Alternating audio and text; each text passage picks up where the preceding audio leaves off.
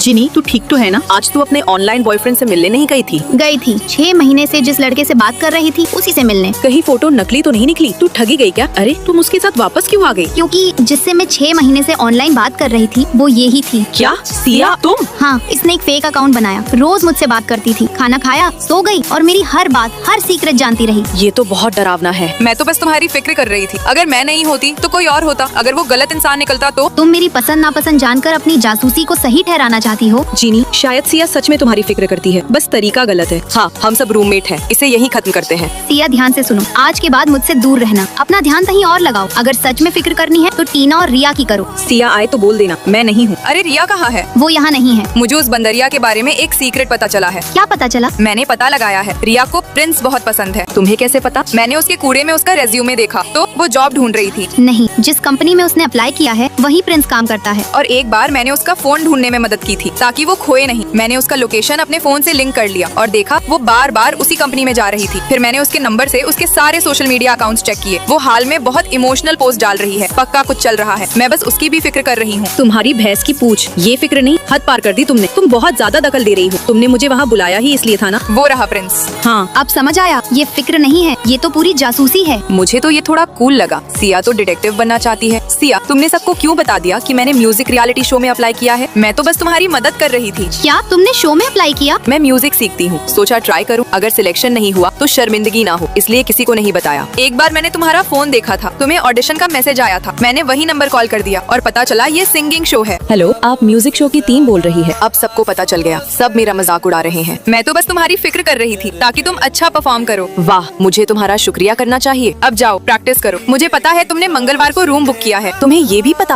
अब तो समझ में आ गया। हाँ, मुझसे गलती हो गई। अरे सब कहाँ गए? हम लोग शिफ्ट हो गए। तुम लोग कहाँ गए हो? ये ढूंढना तो आसान है, मैं ढूंढ ही लूंगी। समझो मिल गए तुम लोग। दोस्तों, आप लोगों को क्या लगता है सिया हमें ढूंढ पाई? चलो, दरवाजा लॉक कर दिया, अब मस्त मोबाइल चलाऊंगी। अरे कौन है रे? किसने मुझे किडनैप किया? अरे तुमने तो मुझे डरा ही दिया, लेकिन तुम यहाँ कैसे? तुम्हें अकेले किसी अनजान इंसान से मिलने भेज दूं? इतनी भी लापरवाही नहीं कर सकती। लेकिन तुम इस कमरे में आई कैसे? तुमने ही मुझे अंदर आने दिया। मैं? जब तुम चेक इन कर रही थी, मैंने चुपके से तुम्हारी कार्ड की फोटो ले ली। फिर जब तुम नीचे जोया की वीडियो देखने गई, मैं खुद को इसी कमरे का मेहमान बताकर रिसेप्शन पहुंची। हेलो सर, मेरा कार्ड कमरे में रह गया है, क्या आप दरवाजा खुलवा सकते हैं? मैम, कार्ड के आखिरी अंक बताइए। 4982। मैं तो बस 1 मिनट जोया की स्टोरीज की वीडियो देखने रुकी थी और इतना बड़ा मामला हो गया। अक्सर छोटी सी लापरवाही ही भारी पड़ती है। बाहर निकलते समय अपनी कार्ड हमेशा संभाल कर रखें। हेलो, नीचे आकर इमरजेंसी कॉन्टैक्ट दर्ज कर दीजिए। क्यों? चलो अभी इसी वक्त होटल बदलते हैं। लगता है इस होटल में कुछ गड़बड़ है। कम से कम चोरी का मामला हो सकता है या फिर मर्डर का। ये तो बहुत डरावना है। चलो जल्दी सामान पैक करते हैं। अच्छा हुआ तुम आ गई, नहीं आते तो मुसीबत में फंस सकते थे। वैसे बाहर रहते समय ऐसी कई गुप्त चेतावनियाँ होती हैं, जैसे मॉल में घूमते वक्त अगर अचानक बैकग्राउंड म्यूजिक बदल जाए। अरे अचानक इतना अजीब गाना क्यों लगा दिया? तुरंत अपना सामान चेक कर लो। कई बार गाना बदलना इस बात का संकेत होता है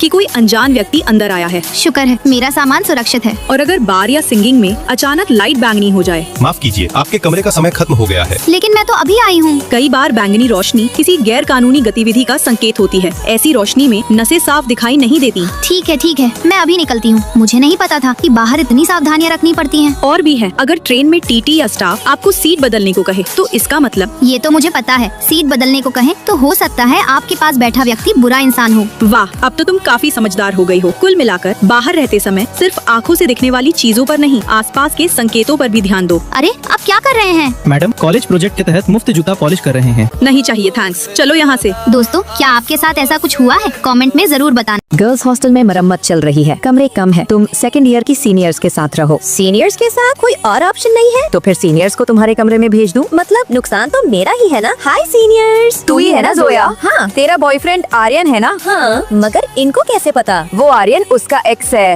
क्या? तो यही है आर्यन की एक्स? लड़कियाँ इसे कूल टाइप बोलती हैं। शायद इसी के वजह से उसने मुझे छोड़ा। मैं जिम जा रही हूँ। अब तो हॉस्टल में धमाल शुरू। सीनियर, कल तुम्हारी क्लास नहीं है ना, तो थोड़ा शॉर्ट कम रखना। ठीक है। कितने बजे? 8 बज जाए, जानबूझकर उठाया। हाँ, अलार्म से ज्यादा असरदार हूँ मैं और मेरा बॉयफ्रेंड कैंटीन जा रहे हैं। कुछ टिप्स दो। तू मेरी लिपस्टिक ले जा, जिसे देखकर वो इम्प्रेस हो जाएगा। ये ले मेरी लिपस्टिक रख, और ये मेरी भी। Thank you senior. जिनी, हमारा खाना कहाँ है? जोया से बोलो लाए, ये मेरा है। रुको, मैं ले आती हूँ। तू तो बड़ी स्वीट है। यार, मेरा तो वजन ही नहीं घट रहा। मैंने 5 किलो घटाया। कैसे? फ्रेंड रिक्वेस्ट भेजो, बताऊंगी। ठीक है, मैंने उसका इंस्टा पेज देखा। ब्रेकअप के बाद भी वो कितनी पॉजिटिव है। मेहंदी मेहनती, सच्ची और स्ट्रॉन्ग। शायद एक्स और करंट को दुश्मन होना जरूरी नहीं। चल फ्रेंड बनते हैं। पक्का। तुम यहाँ क्या कर रहे हो? अपनी गर्लफ्रेंड से हॉस्टल में मिलने आया हूँ। कौन गर्लफ्रेंड? गर्लफ्रेंड नहीं, फीमेल फ्रेंड।